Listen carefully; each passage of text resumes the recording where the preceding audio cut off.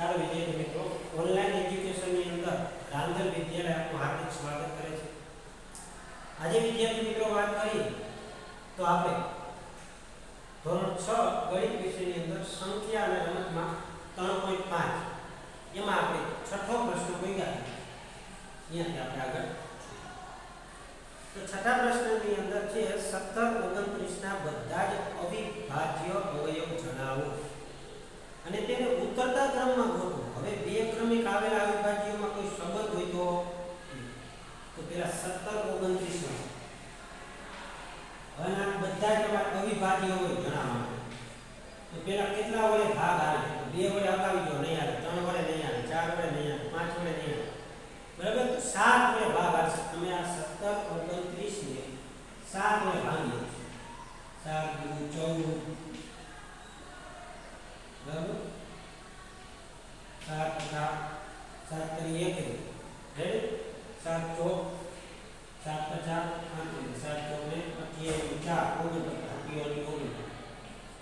તમે આગળના 2 3 4 5 વડે ભાંગો ભગાઈ છે નહીં તો 7 વડે લાઈવા 200 હવે 200 કરીને ભાગવાનું ચાલુ કરશો 1 2 3 5 7 8 11 તો એમાં આવશે 13. તો ડાયરેક્ટ 13 વડે ભાગી કેટલા વડે અને ભાગશો એટલે 19 આવશે. 19 તો અવિભાજ્ય સંખ્યા 19. હવે આને તમારે કેમાં ગોઠવવાનું કીધું એને કેવા ક્રમમાં? ઉત્તરતા ક્રમ. ઉત્તરતા ક્રમ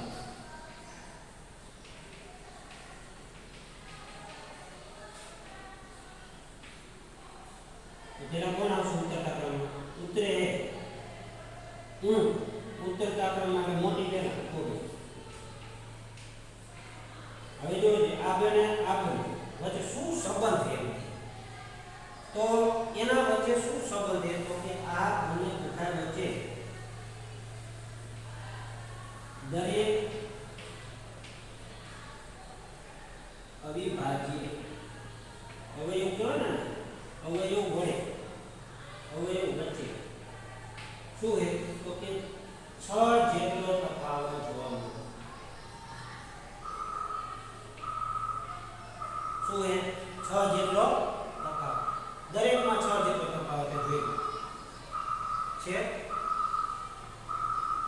ચાલો પછી 7મો પ્રશ્ન જોઈ લઈએ આપણે.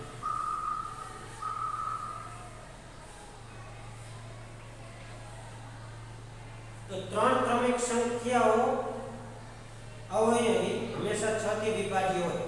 આ વિધાન કેટલા ઉદાહરણથી સ્પષ્ટ કરી શકાય? તો આપેલી 3 ક્રમિક અવિભાજ્ય સંખ્યાઓ લેવા. 3 ક્રમિક સંખ્યાઓનો અવયવી એટલે એનો ગુણાકાર 3 સંખ્યા. તો 3 ક્રમિક સંખ્યાઓ આપણે લઈએ 8 9 અને 10. તો આ 3 સંખ્યાનો ગુણાકાર કરો 720. હવે પ્રથમ અવયવી કયો થાય? 6 વડે ભાગો. એવી જ રીતે ગમે તે સંખ્યા લી બીજી. તો આ કેટલા ઉદાહરણ સ્પષ્ટ કરે? તો 3 ક્રમિક સંખ્યાઓનો અવયવી હંમેશા 6 થી વિભાજ્ય હોય છે. તો આ વિધાન કેટલા ઉદાહરણથી સ્પષ્ટ કરો? ગમે તે થાય. એટલે કે 2 3 અને 5 લઈ લીધું શું થાય? 5 કરી 15 15 30 અને 6 વડે ન ભાગી શકાય. પછી 5 3 5 અને 7 7 કરી 21 50 105 ને ભાગો 6 વડે 6 2 12 6 1 6 ભાગી શકાય. 7 50 35 35 કરી જો 105 ભાગી નતા વળી પાછી આપણે કઈ દીધી 3 5 અને 7. હવે એ 7 તો 3 ક્રમિક સંખ્યાનો અવયવ. આની અંદર એવું નથી કીધું બરાબર? આપણે એવું લખી દીધું એવું નથી કીધું. 3 ક્રમિક સંખ્યા 2 3 અને 4 4 કરી 12 12 24 24 6 વડે ભાગી શકાય. પછી 3 4 અને 5 5 20 20 4 કરી 12 12 50 60 6 વડે ભાગી શકાય. 4 5 ને 6 6 50 5 ચોક 20 20 ગુણ્યા 6 120 120 ને 6 વડે ભાગી શકાય.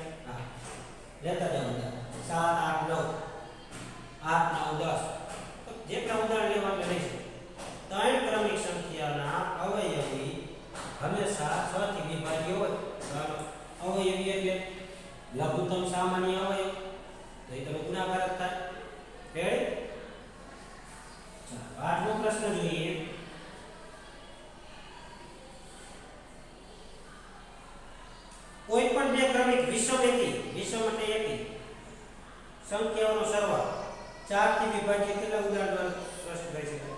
તો પહેલા તો બે ક્રમિક વિષમ, દાખલા તરીકે ક્રમિક 11 અને 13, આ ક્રમિક 11 પછી 12 13, હવે બે એકી તો થઈ ને 3 ને 4 24 24 ને 4 વડે ભાગીએ તો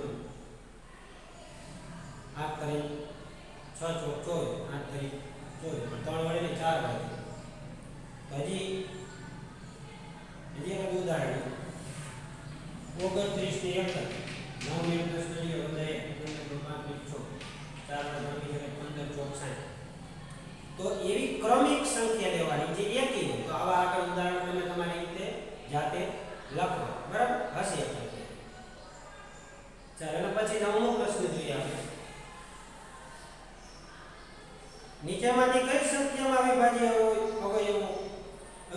અવયવ થયા છે? તો જોજો 24 માં બધા અવિભાજ્ય અવયવો છે.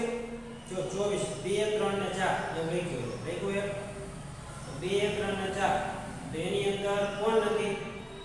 અવિભાજ્ય અવયવ પણ થયું નથી, કારણ કે 2 3 4 માં 4 વિભાજ્ય, 7 2 2 2, તો એમાં એ બધું અવિભાજ્ય, બરાબર. તો કયા અવયવ અવિભાજ્ય? તો કે 56 વાળો એવું બધા અવિભાજ્ય છે.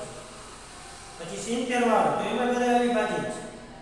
પછી 54 તો એમાં નથી. ચાલો એમાં આપણે એવું કીધું નીચેમાંથી કઈ સંખ્યામાં અવિભાજ્ય અવયવ કયા છે? બધા અવિભાજ્ય અવયવ કયું? તો એક પહેલું અને એક ડી, જેની અંદર બધા અવિભાજ્ય, સોરી બી અને સી, એ અને ડી માં નથી. રેડી? ચાલો 10મો પ્રશ્ન જુઓ. 25 એક 10મો પ્રશ્ન 25 આ સંખ્યા આપી છે એને 45 થી વિભાજ્ય એને ઈ ચકાસવાનું છે. તો ભાઈ 45 થી વિભાજ્ય તો નીચે તમે ઈ ટાઈપ લેજો. શું ઈ ટાઈપ છે? ઈ 5 અને 9 સહવિભાજ્ય સંખ્યાઓ, 5 9 45 થાય અને બે સહવિભાજ્ય સંખ્યાઓ છે. આપેલી સંખ્યા 5 અને 9 થી વિભાજ્ય ની ચાવી ચકાસી લો.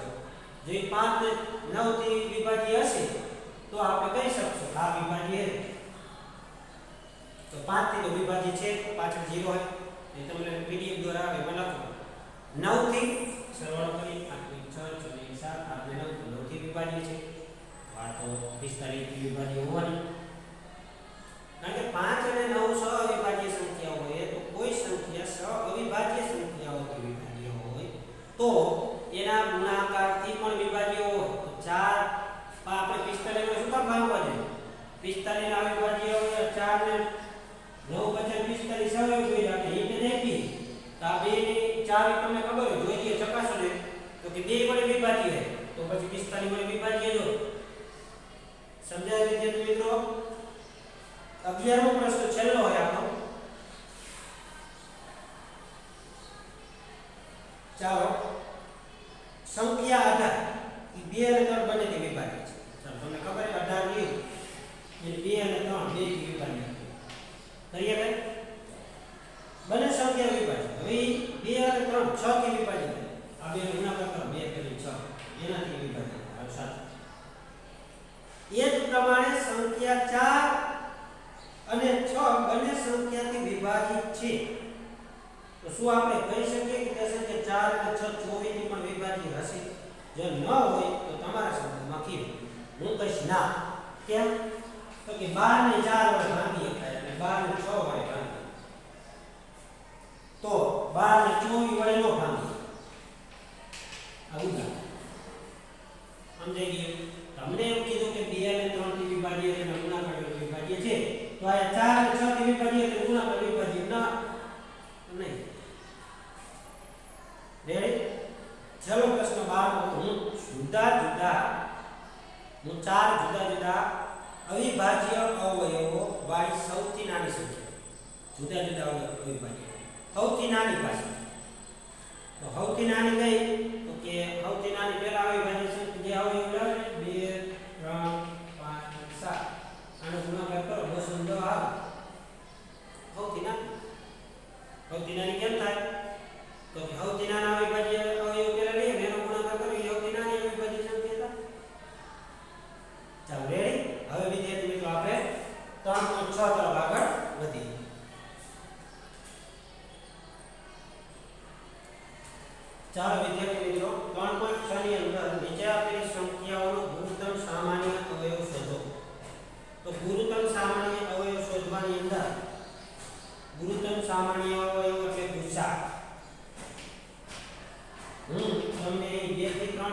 સંખ્યાઓનો ગુસા શોધી આપો, પછી તમારે જાતે શોધવાનો છે. પહેલા આપ્યું 18 અને 48, તો પેલા ભાગ પાડો 18 9 18 3 એકા 48 24 12 14 15 3 એકા. હવે લખો 18 ના હવે 2 3 48 ના શેને તમને આવડી જાય. બરાબર, બેન આવે એવું લખી દેખા. હવે 18 અને 48 નો ગુસા શું કરવાનું? આમાં નામાં બે માં સામાન્ય લખો 2, આમાં નામાં હોય જવાબ આવશે 6. આમાં 3 છે, આમાં કે આમાં 2 છે, આમાં કે હરકું હોય લખવાનું છે. બાકી પહેલો દાખલો, બીજો 30 નો 42 નો આવી રીતે કરવાનો. રેડી? તો એ પણ જોઈ લઈએ, પછી 3 લખવાનું.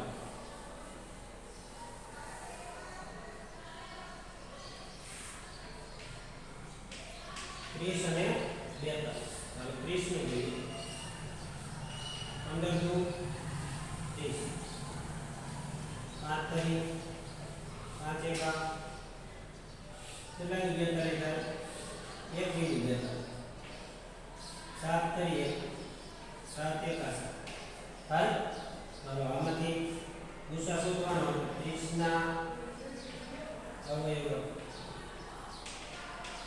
1 ગુણ્યા 3 ગુણ્યા 5, 42 ના અવયવો 1 ગુણ્યા 3 ગુણ્યા 7. ચાલો આમાંથી સરખો એ ગયો તો અહીંયા 2 અને 3 તો 30 અને 42 નો ગુસા કેટલો થશે? રેડી વિદ્યાર્થી મિત્રો, હવે આવનારું કામ છે તમારે 3 સંખ્યા હોય તો 3 સંખ્યામાં સામાન્ય ગોતો. રેડી?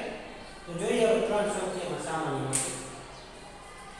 તો 3 સંખ્યામાં સામાન્ય લ્યો તો 70 105 ને 75 એવું લખ્યું હોય. આપણે છેલ્લો દાખલો ગણી નાખીએ, બાકી તમે બધા મારા લેસનમાં આપી દેવાના છે. બરાબર, 12 45 75. 12 ના પાડો 6 દુ 4 દુ 15 3 એકા 45 ના પાડો 15 તરી 45 5 તરી 5 એકા 75 ના પાડો 3 હોય પછી તરી પછી 5 એકા. હવે પાછું લખવાનું 12 ના આવે 45 ના આવે 75. ત્રણેયમાંથી સામાન્ય કોણ થાય છે? કયો છે? બગડો આમાં નથી, એક જ થઈ છે 3. એક 3 તો 3 જ જવાબ આવશે તમારે. જો ખાલી માત્ર ને માત્ર જવાબ કેટલો આવશે? 3. તો આ રીતે તમારે આખું સ્વાધ્યાય 3.6 એ તમારે જાતે કરવાનું રહેશે. સમજાઈ? બીજો પ્રશ્ન 3.5 ની અંદર આપણે જોઈએ તો 3.6 માં બીજો પ્રશ્ન. તો એની અંદર વિદ્યાર્થી મિત્રો શું હોય કે બે ક્રમિક સંખ્યાનો ગુસા શું હોય? બે ક્રમિક સંખ્યા ની ક્રમિક એવું નથી કે એકી બે. ચાલો હું લઉં 1500. પેલા 15 ને 100 નો ગુસા કરો. 5 તરી 8 એકા 8 દુ 4 દુ 2 દુ 2 એકા. આમાંથી શું સામાન્ય? કઈ નહીં. હવે તમે 15 ની જગ્યાએ 18 ની એનો એક જ મળશે. 1 ની 22 એ એક જ મળશે. તો કોઈ પણ બે ક્રમિક સંખ્યાનો ગુસા એક જ મળે, ગમે તે સંખ્યા લે. હવે ક્રમિક બે સંખ્યા બેકી તારે કોણ લીધું બેકી ખાલી 12 ને 14 12 ના આવે તંદુ નૈનિકા જો આતુ આતેકા બે તમે ગમે તે ક્રમિક બેકી સંખ્યા લેશો ને બે જ મળશે 12 ને 13 તમે ઓળ અને આઝાદ અને આ તમે ગુસાસો શું મળશે બે જ મળશે સમજાઈ ગયું ત્રીજું બે ક્રમિક એકી સંખ્યા હોય તો બે ક્રમિક લેવાની પાછી કેવી લેવાની એકી તો એમાં એક જ મળશે ટ્રાય કરો અને છેલ્લો ત્રીજો પ્રશ્ન આપણે આસપાસ